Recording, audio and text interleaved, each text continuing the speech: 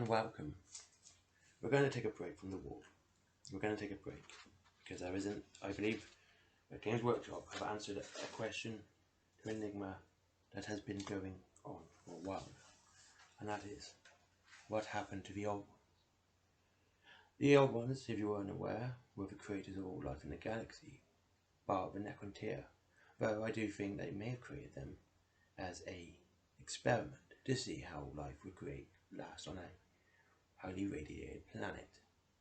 It seems cruel, but given that the old ones were scientists, finding the extremes of life would not be out of the boundaries, and therefore the Necrontyr could just be a cruel experiment.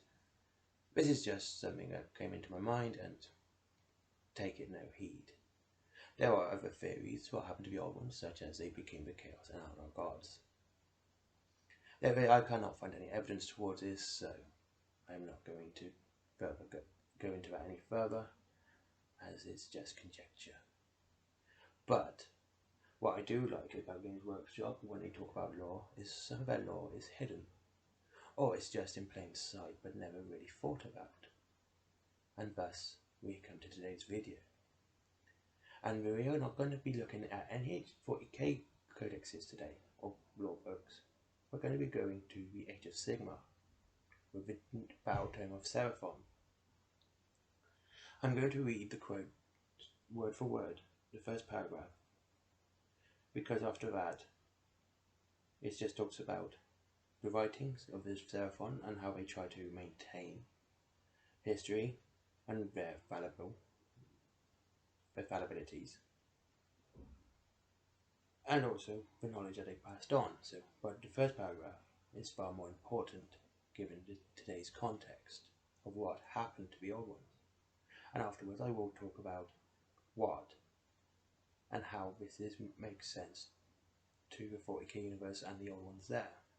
We are well aware that the Age of Sigmar, Warhammer 40,000 and Warhammer or fantasy battles are connected via the warp, so they take place in, shall we say, the same universe. Now I know a lot of people would go, but we don't know this. The 40k universe is in one galaxy. The universe is made up of many galaxies, and this is where we start seeing how this could make a lot more sense.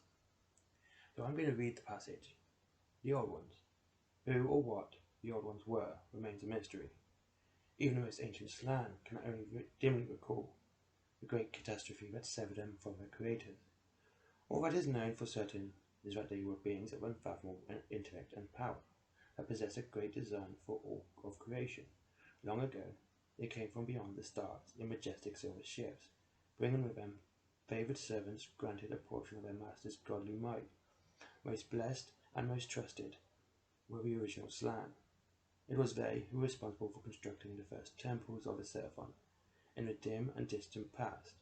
More than simple dwellings, these structures were designed to act as relays and reservoirs for the power of magic, as well as possessing great arcane technologies that would one day transform them into the ziggurat ships of the SERAPHON fleets.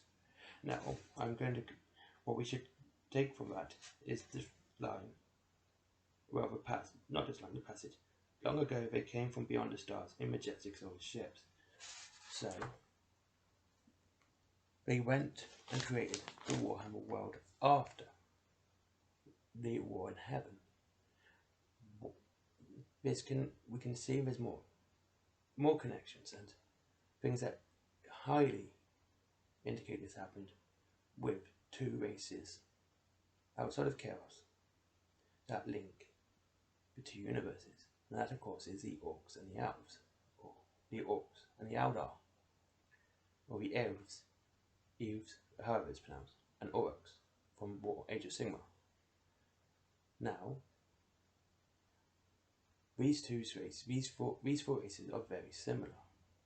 The Orcs are just the same as Orcs, but far more barbaric and not as advanced as the 40k Orcs. They don't have the weird boy technologies, or the warp technologies, and of course the Elves don't have the firepower of the Eldar.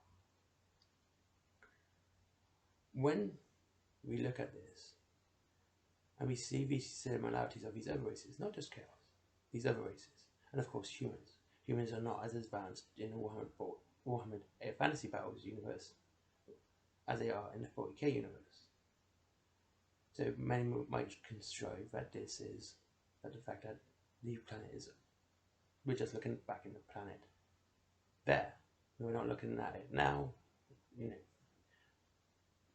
But seeing as the history we have, or prior to, of course, the shattering of the planet from the Chaos Gods, that would be the end of them. And of course, Sigmar went and created new more realms, but it would be more likely that we were looking at them in the same timeline, but the planet was just not as evolved as the 40k universe is. Of course, and then we also know that the old ones did actually go into that galaxy or that planet from beyond the stars, so from another galaxy. Now I know there's also the argument that they are separate, but they're separate universes entirely, so they're no longer connected. But we know they are connected by the war. This is a fact. We know this.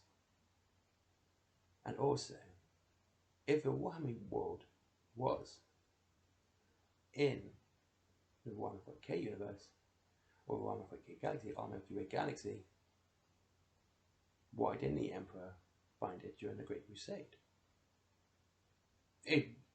Maybe he deleted it, but I doubt that's the thing. I doubt that happened. So, and then finally is, why do these races, the Elves and the Eldar, the Orcs and the Orcs, appear in these two separate galaxies? We know the Old Ones created them. This is a fact. We know this. And though some speculation might say, well, you know, the Orcs just got on board the ships, their spores went and then spread on the planet. That is what Orcs do. But I think what is more likely is that after the war in heaven and the war was now tumultuous, the Old Ones had to leave, because we do know that demons are highly attracted to psychic beings, and the Old Ones are very, very psychic. So leaving the galaxy when the warp was in its infancy, in the scheme of things, as we all know, the warp time doesn't really exist, would make sense, as they would try to get away from the biggest danger, where demons were now about. We know that demons now came into being after the war in heaven with the enslavers. So they found a planet and they started to create it. They started to terraform and they started to bring life. And rather than create brand new life and brand new beings, they just used what they knew. They knew how to make Orcs, they knew how to make Eldar. And they created them. And that's simple. Same with the humans. They knew how to create the humans, so they created them. There was no need to go and make something new when they had already the plans and the knowledge to make these races. They didn't have a Necrontyr to worry about them, because the Necrontyr wouldn't be able to travel that far. Or the Necrons at this point. So, I know this is a bit of a ending, but I do believe that, and it definitely shows that the Old Ones did leave the galaxy and did create a new planet. Why didn't they create many planets? Simple. This one is very simple. There wasn't as many as them. They were annihilated, but they weren't wiped out. So probably the battle would be decimated. Even then, it would be still too many numbers left to see how many Old Ones were left. So they couldn't create many. And then you had Chaos attack again. Chaos being highly attracted to the psychic power of the Old Ones. They would have attacked this new world. And now we have the Polar Gate. And they tried to tap it, but that collapsed. And the Slan were the ones that remained with, the Sauruses, the Skanks, etc. Anyway, thank you very much for watching. A bit of a speculation video, but something I think is very true. Leave a comment down below, as always. Leave a like, notification bell, you know what to do. And honestly, this is me just tiptoeing into the age of Sigma Law. Will I do more videos a week? I want to try and get 2 done a week now. And I hope you all have a great day and enjoy the hobby. That's what it's all about. Just go out and enjoy it. Paint your models, make them, talk about those books, have great fun.